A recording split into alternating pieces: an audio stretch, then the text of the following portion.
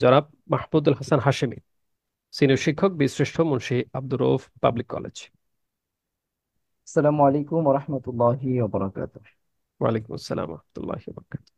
আলহামদুলিল্লাহ রবিল আলমিন ওসসালাতু ওয়াসসালামু আলা রাসূলিহিন নবিয়্যিল কারীম ওয়া বা'দ। জুলাই অভ্যুত্থান এবং আগামী বাংলাদেশ শীর্ষক আজকের এই চমৎকার ওয়েবিনারে আমরা এতক্ষণ আহ, আমাদের সর্বজন শ্রদ্ধেয় ডক্টর মির্জা গালিব ভাইয়ের কাছ থেকে অত্যন্ত ইনক্লুসিভ আলোচনা শুনেছি।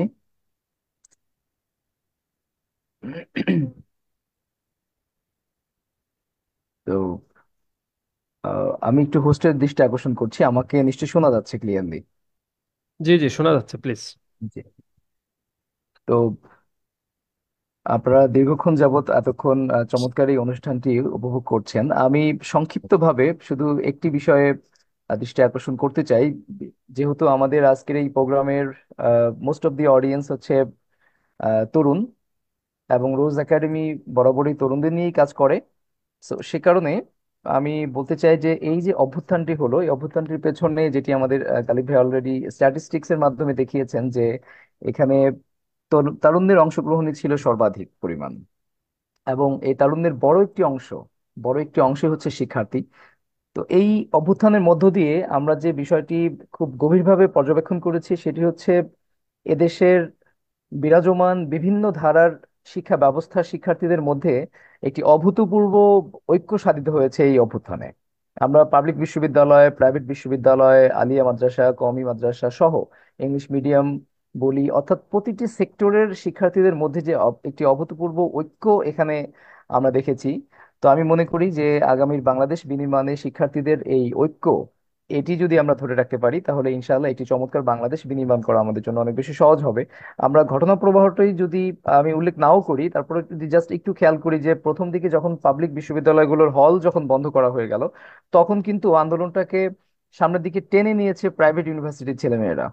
তো এই যে একটা পর্যায়ে যখন পাবলিক বিশ্ববিদ্যালয়ের শিক্ষার্থীরা কিছুটা থেমে গেল, বা তারা যখন অনেকটাই এই আন্দোলনের সামনের সারি থেকে যখন দেখা যাচ্ছে যে তারা নেতৃত্ব দিতে পারছিল না আপাত দৃষ্টিতে, কিন্তু সেই মুহূর্তে প্রাইভেট বিশ্ববিদ্যালয়ের শিক্ষার্থীরা এবং একটা পর্যায়ে এসে মাদ্রাসা শিক্ষার্থীরাও কিন্তু এখানে সম্পৃক্ত হয়েছে। তো তাদের এই যে ঐক্যটা, এই ঐক্যটা যদি আমরা ধরে রাখতে পারি তাহলে ইনশাআল্লাহ যেটি গালিব ভাইও বলেছেন যে সাউথ সাউথ এশিয়ান যে লিডারশিপ, এই লিডারশিপটি যদি আমরা যথাযথ প্রক্রিয়াতে বাস্তবায়ন করতে চাই তাহলে এটি আমাদের অনেক বেশি কার্যকরী একটি পদক্ষেপ হবে বলে আমি আশা করছি।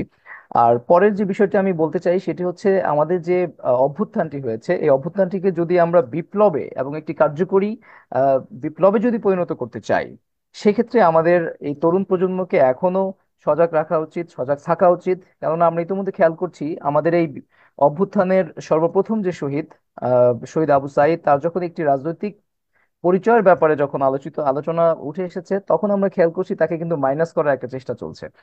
তো এই যে অভ্যুত্থান, এই অভ্যুত্থানটি কিন্তু আসলে কোনো রাজনৈতিক পরিচয়ের মাধ্যমে কিন্তু সংগঠিত হয়নি। কোনো একক রাজনৈতিক দল কিন্তু এখানে এই অভ্যুত্থানটি সংগঠিত করেনি। সুতরাং রাজনৈতিকভাবে শুধুমাত্র রাজনৈতিক পরিচয় ফাঁস হবার কারণে বলি, অথবা রাজনৈতিক পরিচয় থাকার কারণে বলি, এই কারণে যদি কোনো তারুণ্যকে যদি মাইনাস করার অপচেষ্টা করা হয়, তাহলে আমি মনে করবো যে এই অভ্যুত্থানটিকে কিন্তু আমরা শুরুতেই গলা টিপে হত্যা করবার মতো একটি অপচেষ্টা আমাদের নিজের হাত দিয়ে হচ্ছে। তো সেসব কারণে আমি বলবো যে যে বিষয়গুলো মোটা দাগে উঠে এসেছে তার মধ্যে মৌলিক যে বিষয়গুলো, মত প্রকাশের স্বাধীনতা নিঃসন্দেহে আমরা আগামীর বাংলাদেশে চাই।